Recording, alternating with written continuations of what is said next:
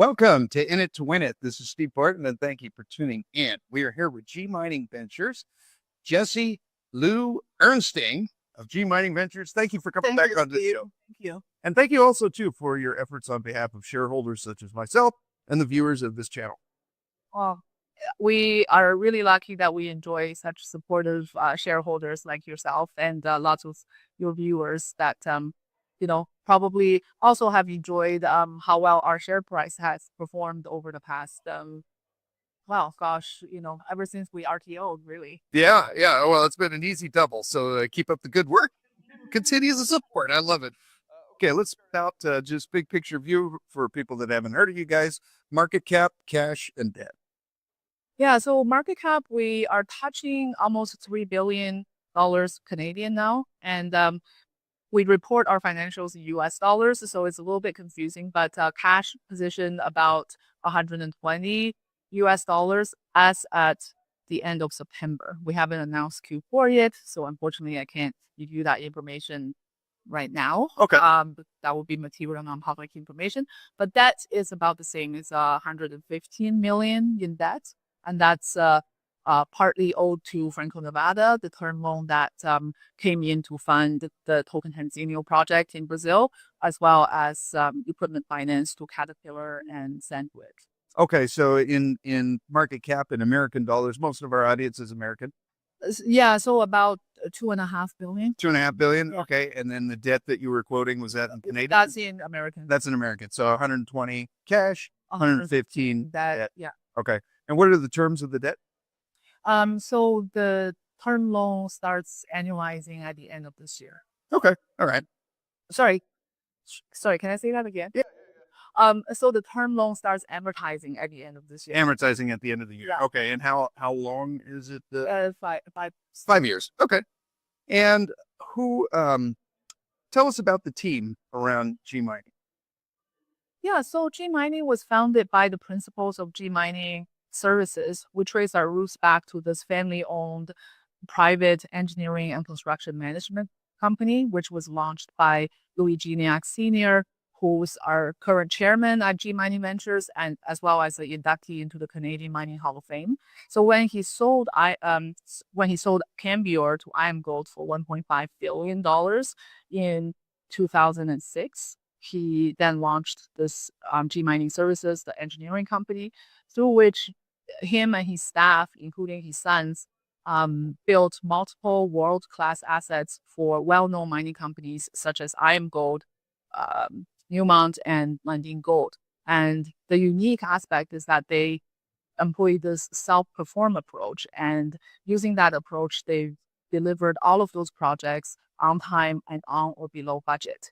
So in 2020, after having generated lots of good returns for their clients as an engineering service provider, they decided to launch G Mining Ventures and do it all for themselves and their shareholders, which is you guys. Yeah.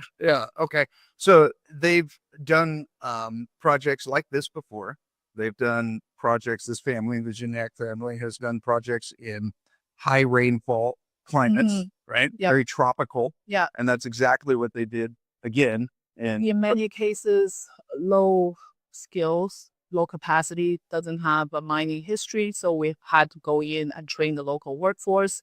So yeah, to your point, a lot of the challenges of operating in remote areas, our principals have a lot of experience delivering successful projects. Yeah, this family has become experts in that. Okay, tell us about Oko West. So you guys recently got this, what has it been, about a year now? No, the deal closed in July. Oh, really? Okay, so that's okay. Yeah. Yeah, maybe they're talking about it. I think Rick and I were talking about it way before that. So anyways, it's only been about 6-7 months. Tell us about that project. Yeah, so Oko West was one of the most exciting discoveries in the Guyana Shield in recent years, or even just in the gold industry in general. The discovery hole was drilled by Reunion Gold in 2021, and we've kept an eye on the asset, as players in the industry would. And so in 2024, we initiated conversation with the company and demonstrated our track record to them and their shareholders that look, we're the team to build this asset and maximize the value. given what you've touched on earlier, Steve, our experience operating in high rainfall, low scale environments, and especially given our experience building mines on the Guyana Shield specifically. So such as the Marion project for Newmont, that was a billion, a sticker price. And, the Fruta del Norte project was not in the Guyana Shield, but in Ecuador, also very similar types of challenges. So we really think, we're the team to bring this, highly prospective project into fruition and start pouring gold. So our PEA that we published in September contemplates producing 350,000 ounces per year for 13 years, and all at a pretty low all-in sustaining cost of around 1,000. That's pretty good when gold is 2,700. Okay, so after that, what I love about this company that I've contemplated selling, and then you guys just keep making the picture bigger. And the next one is Central Gold after Oko West. Tell us about Central Gold. Yeah, so Central Gold is a project we acquired from BHP Billiton, which closed in December, and it's on the Gurupi Gold Province. So we're actually going to be renaming it to the Gurupi Exploration Project. And so it's located on almost 2,000 square kilometers of land package, very prospective, along a 85 kilometers greenstone belt. So and there are numerous gold showings, but it's underpinned by a large JORC compliant resource, 1.7 million ounces in measured and indicated, and 0.6 million in inferred categories. So going forward, this quarter, we're going to be publishing a resource conversion, essentially a resource update, and converting it to NI 43-101, and also applying a new gold price deck on that project, just to give people a sense of what we acquired for no upfront cost. Yeah. And then going forward, we'll be doing exploration from kind of first principles, analyze the extensive historic exploration database that we inherited, which includes 135,000 meters of drilling that large companies like Oz Minerals have done in the past, and that's a previous project owner. And then evaluate, where are the high priority targets. Okay, yeah, and the terms of that were 1% royalty that you gave BHP on the first million ounces that come out, and then a 1.5% on everything after that. Thereafter, yeah. Yeah, okay, that's a pretty good deal. So let's from the main project in Brazil, Tocantins. I always miss. Tocantins. Thank you. Easy. Okay, so proven and probable. How many ounces are we talking? Just about 2 million. Okay, about at 1.3 grams per ton. Okay, yeah, and my kindergarten method of 1 gram per ton for open pit is pretty easy to follow. And okay, so 1.3. And what do we have at Oko West? Oko West, we're contemplating dual open pit and underground mining extraction method. So the open pit is about 2 grams per ton, and then the underground is about 3 grams per ton. Okay. And what do we like? How much do you have? We have about 5 million ounces. And that is measured and indicated. Okay. And then in Central Gold, you have 1.7. JORC compliant. Still way to go. The 43. That's okay. All right. Okay. So giant projects, tier 1 assets, potential tier 1 assets in Oko West and Central Gold. And you mentioned off camera that you're changing the name of Central Gold to what? Gurupi. Gurupi, Gurupi. Okay. All right. Yeah. So if we see that in the future, we know it's the same. We know it's the same project. Okay. Yeah. All right. And that's because of that deposit that gold province is called Gurupi Gold Province. Okay. Yeah. All right. Okay. All right. And let's see, who owns the company? What is the share structure? Any vested partners? Tell us about that. Yeah. So firstly, management and board, the insiders are highly aligned with shareholders. Yeah. So, as a 3 billion market cap company, and we still own 6% of the company. So we're highly aligned with other shareholders' interests. And our largest shareholder by far is La Mancha out of London, and it's owned by uh, Nadi Sawiris. And he actually came to our grand opening of the TZ gold mine in October to, show his support. And then Franco-Nevada comes second, and they own about 10% of the company. So Paul Brink also came to the opening ceremony. And below them are really is kind of the who's of the not only the mining specialty funds, but also large generalist funds that perhaps have a mining exposure. So we have, BlackRock, our registry now, First Eagle, Van Eck, Franklin Templeton. We've got T. Rowe Price, who, probably a lot of your viewers have their, retirement savings with. And and then some Canadian funds as well, like Invesco and such. Okay. So what, after all of that, what is the percentage available to retail? Yeah, a lot of the shares are in the hands of institutions. So we probably have 70% or more in institutional hands, and retail flow it's pretty small. It's about 20%. Okay. 20% for retail. Okay. Fair enough. And let's see, we went over scalability, size. Okay, what is the main unanswered question? What's the biggest question facing G mining that's going to take it to the next level?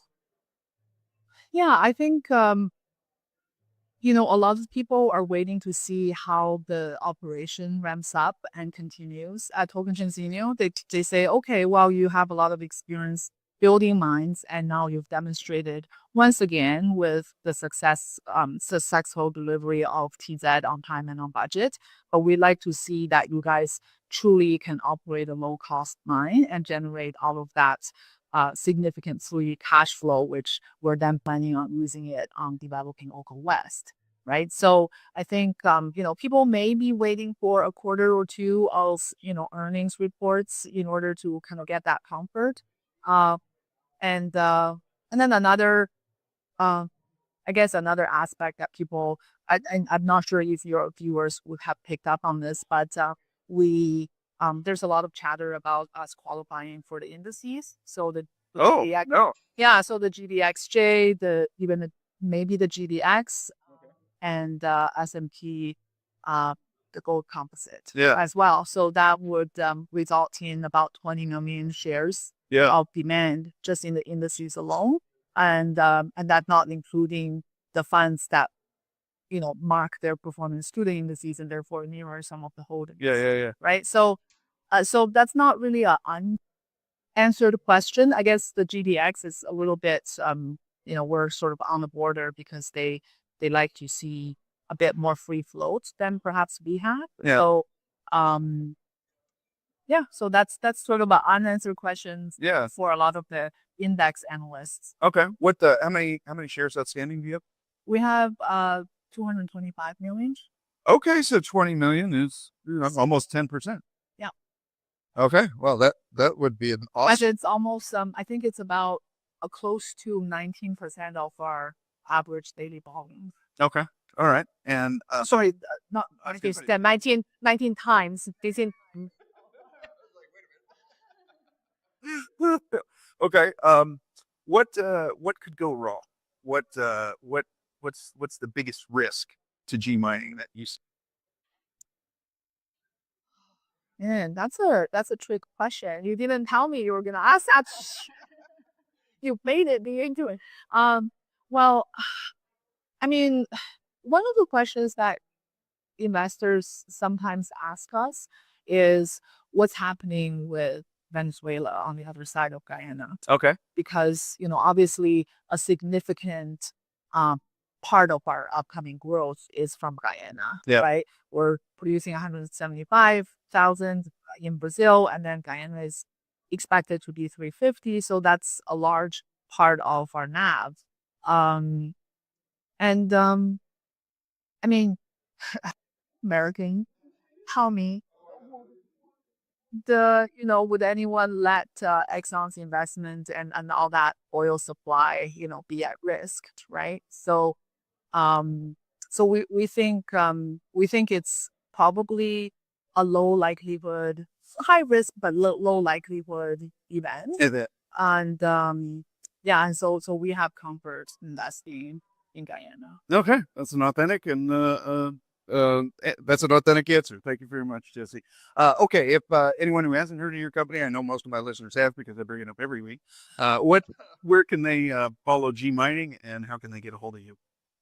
Oh yeah, so you can reach me personally at ir@gmin.gold. So ir@gmin.gold. That's our ticker and the commodity we produce. And also we're very active on all of the social media channels. So follow us on YouTube, Twitter, LinkedIn, Facebook, everywhere that people disseminate information these days, we're active on.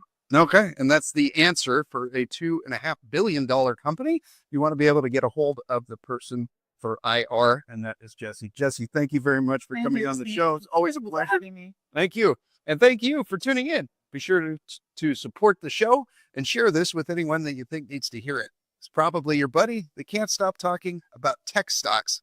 You have yourself a great rest of the day, and we will talk to you next time.